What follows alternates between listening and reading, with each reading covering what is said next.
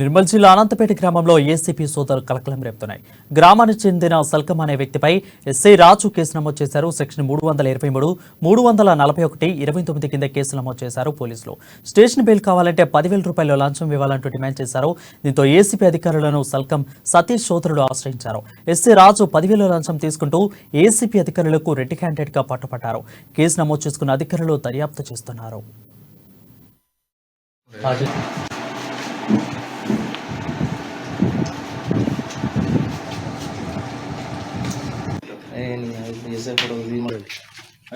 కిరాణా shop అతనితో గొడవ పడ్డారు. వీళ్ళు పడ్డందుకు ఆ సూపర్ నరేష్ పోలీస్ స్టేషన్లో ఫిర్యాదు ఇస్తే దాని మీద 25వ తారీఖు నాడు ఎఫ్ఐఆర్ అయిందండి. Crime number 106/2023 under section 341, 290, 323 IPC ప్రకారం కేసు రిజిస్టర్ చేయడం జరిగింది.